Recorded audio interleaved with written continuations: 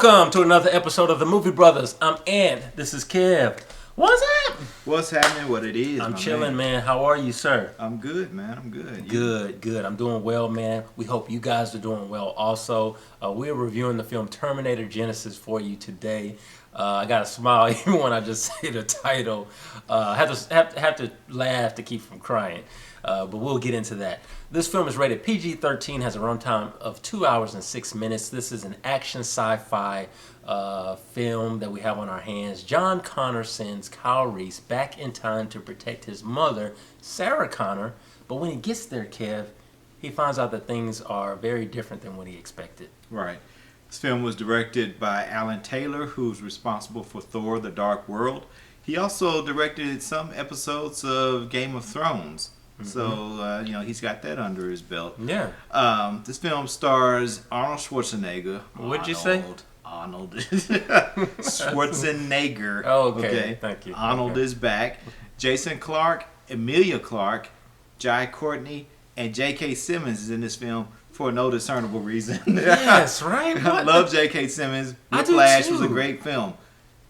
Why is he here? We both saw this film, and I can't answer that either, Kev. But thank you for bringing that up. J.K. Simmons is in this film. Why, we don't know. But anyway, here we go, y'all. Arnold is back. I'll be back. Stick around. Talk to the hand. He's dead tired. Let off a little steam. Okay, you can stop now. Shall I continue? You can stop now. Yes. Where am I going with this? We've seen this before. We've heard this before.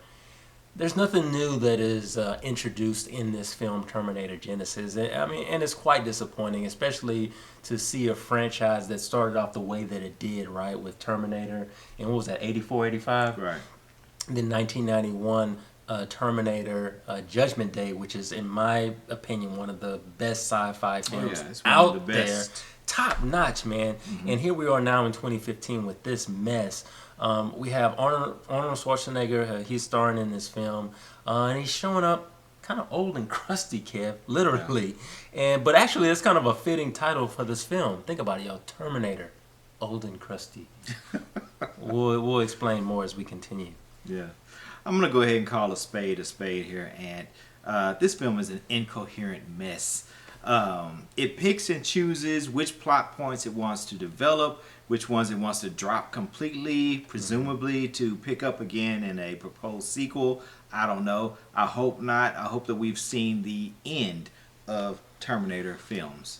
Unfortunately, that's probably not the case, as I've heard that there are 2 more sequels maybe coming down the pipe. But let's pray that those don't make it to see light of day. But, Kev, I'm going to use your phrase, cash grab, because that's what we have in this film. They're relying on the name, but this film is poorly done, as Kev said. I mean, let's talk about the fight scenes and the choreography behind that. Very sloppy. I mean, you can see the stunt doubles. It's obvious that it's not the person who you think it's supposed to be.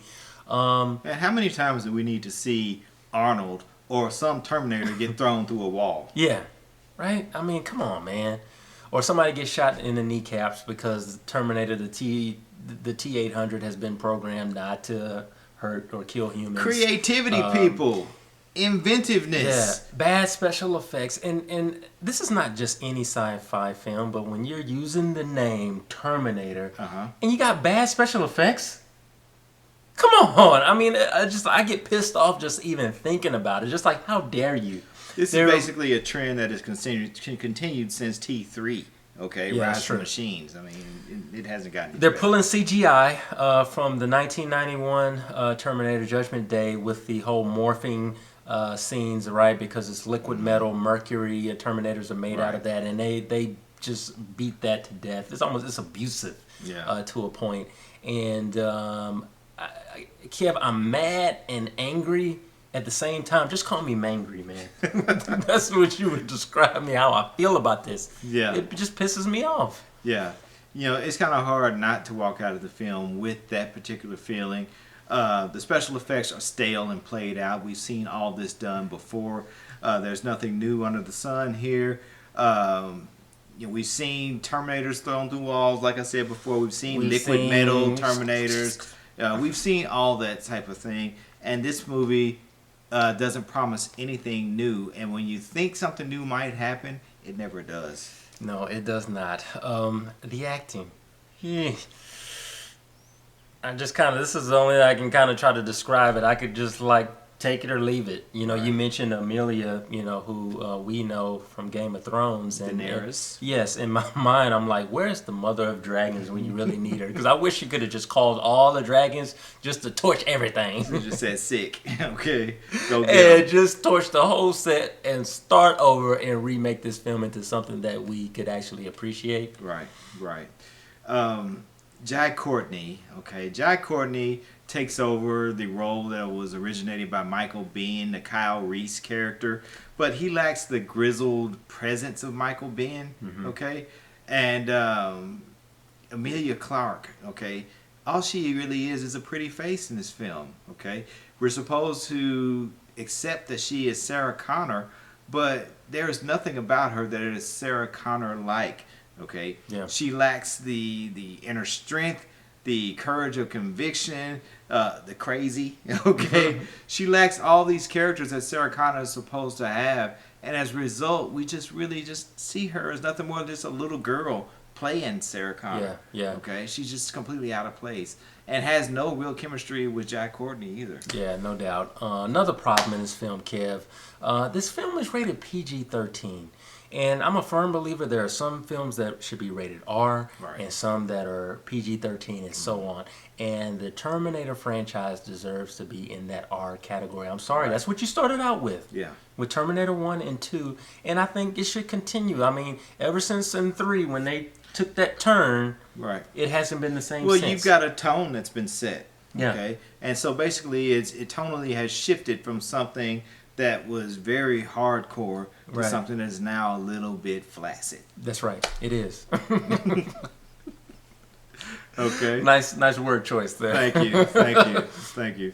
The humor wears thin. Okay. They try to insert and interject humor, within the film at certain points in order to try to, I guess, bring some levity into the proceedings. But it doesn't really help. It doesn't really work, especially when you're hearing the same joke over and over and over again. It doesn't get any more funny, the more that you hear it.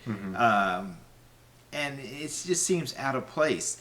The time travel aspects of the story are just flat out confusing, okay, and make absolutely no sense whatsoever. And as a result, they leave plot holes that you could drive a Mack truck through by the time the film is over with. Yeah.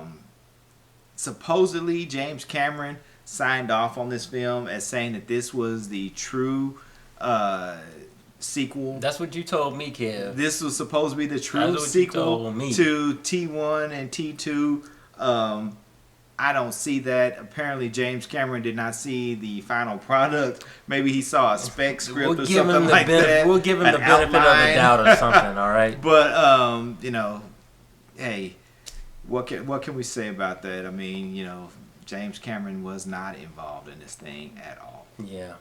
Kev, can we put some points on this thing, man? Let's do so. To sum it up for me, y'all, I got that who pooted look